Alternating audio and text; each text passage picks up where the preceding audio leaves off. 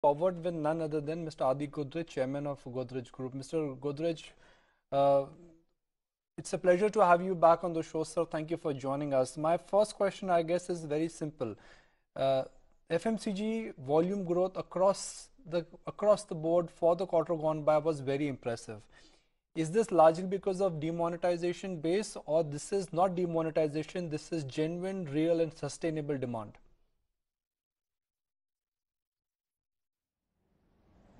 No, I think the FMCG industry is doing well. GST is helping a lot. GST is very positive. We've always maintained that once GST was in place, FMCG would do very well. Fortunately, the government has reduced the rates on a lot of items in GST. That itself will help a lot, and I expect FMCG will continue to do very well in the quarters to come. Think the volume growth ultimately will stabilize for the FMCG sector per se for 2 or 3 large categories in the HPC segment and in the food category? I just want a sense of indication from you. Yes, I think growth will be good. We must realize that India has huge opportunities in FMCG growth, because except for 3 categories, which is toilet soap, detergents and matchsticks, no packaged branded product is fully penetrated. Many households do not use a lot of products. And as incomes rise, as affordability rises, and as in now under GST, prices of many items are lower than what they used to be, penetration will rise very considerably, and I expect consumption will go up and volumes will go up.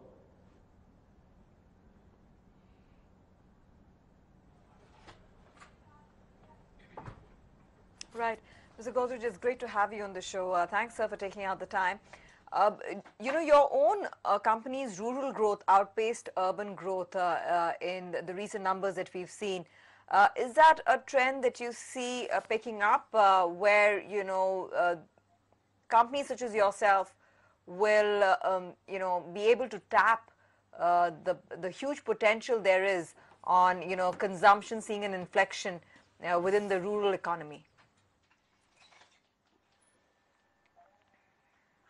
Yes, as I mentioned, as penetration increases in India, rural penetration, which is much lower than urban penetration, will increase even further, percentage-wise.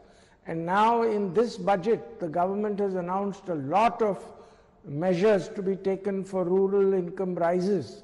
And if they are successfully implemented, as I expect they will be, I think it will help even further.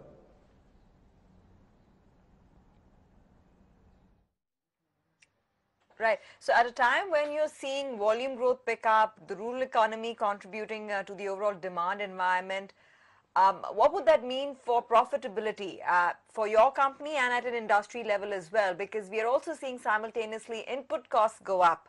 Would that mean that FMCG companies need to brace themselves for more margin management?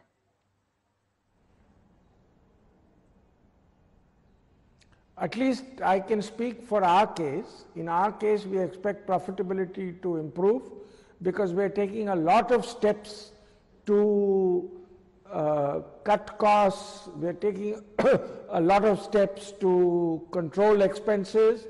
And of course, as volumes increase, the costs don't increase as much. So we expect profitability to keep improving considerably over the next few quarters.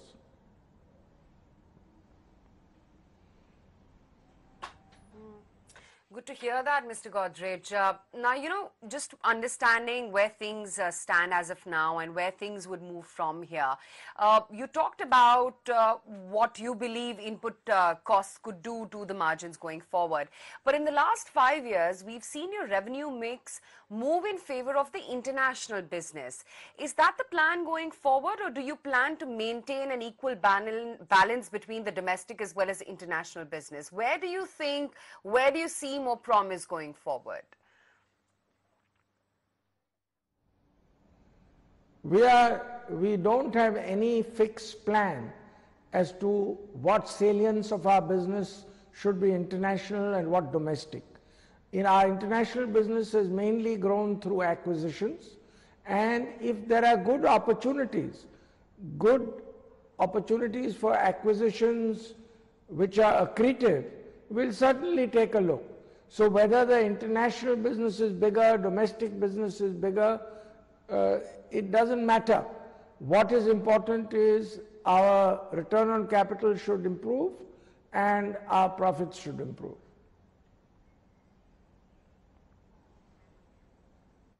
But where is it that you're seeing higher visibility as of date?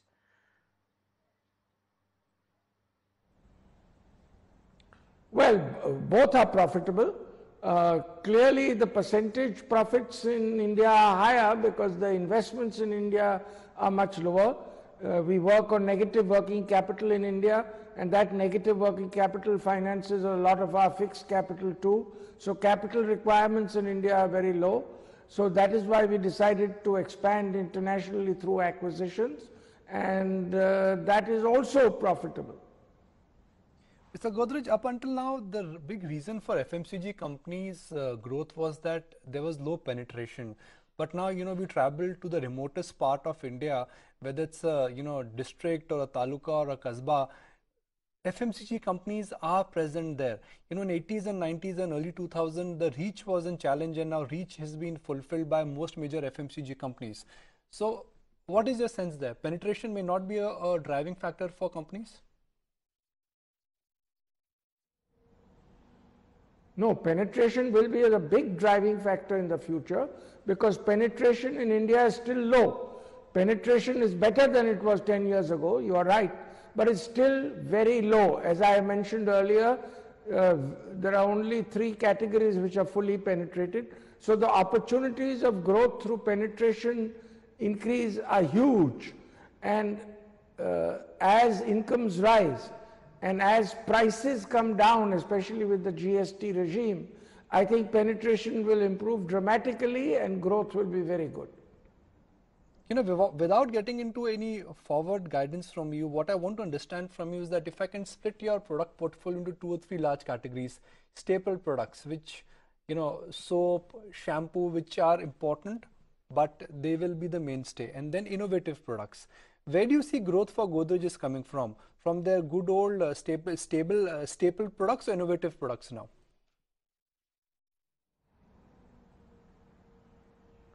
No, we are not in shampoos. Our major products are soap, household insecticides, and hair color. We have several other products. So we expect a lot of growth in our categories where we are very strong, where we have leadership positions in many of them. And we will go into innovative products also, but our growth will come from different areas, including inorganic growth through acquisitions. Large player Patanjali is now claiming that they have a significant market share, double digit in some key categories, and they're claiming that they could have a turnover which could be more than HUL. But despite this Patanjali factor, most of the listed companies have reported decent numbers. So I'm just trying to understand the equation here. Has the market suddenly expanded, or we should not believe what other people are claiming in terms of turnover and the market share?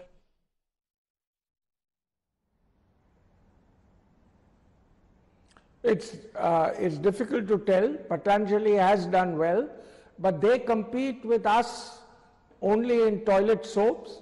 And ever since they came into the market, our market share in toilet soaps has increased.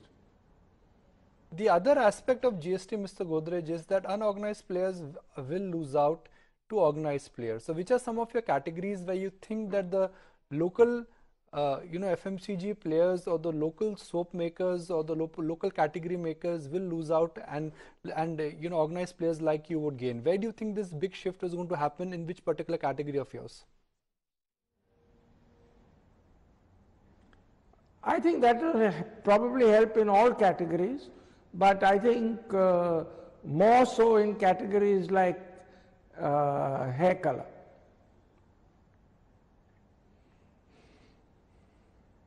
Case also, but they can't. Godrej, do you believe that given the current environment where things seem to be on the mend from a macro standpoint, that Godrej consumers will be able to not just build the market, which, like you said, with the rural economy growing, there'll be higher penetration levels, but will also be able to scale up its market share in terms of, beating competition in some of the key segments that you operate in. Are you also looking at building competitive advantage and increasing your market share in the urban markets? We are always looking to improve our competitive position. We are always looking to add value to our products, and we have been quite successful in many cases. Our market share in many of our categories has improved. So our growth has been faster than the market growth, and we'll continue our attempts at that in the future. We will also look at entering new categories, both organically and inorganically, to also increase our market share.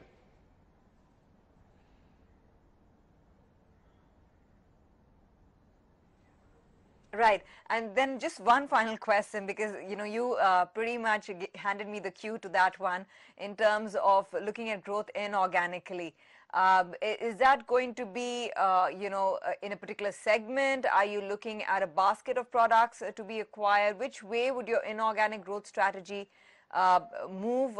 And also, Mr. Godrej, how would you look at the whole Ayurveda play come in within your expansion plan? Is that also an area of growth that you're watching out for closely?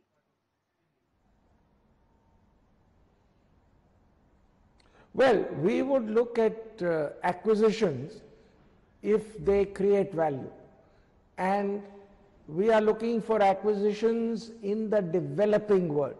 We are not looking for acquisitions in the developed world unless they fit in with our developing world activities. So for example, a couple of years ago we acquired an American company which is a leader in the US in hair care products for women of African origin, which tied in very well with our African business.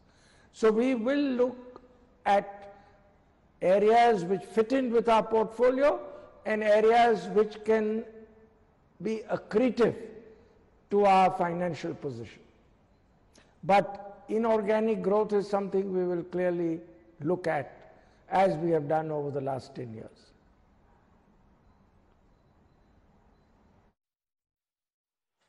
And as that's worked for you.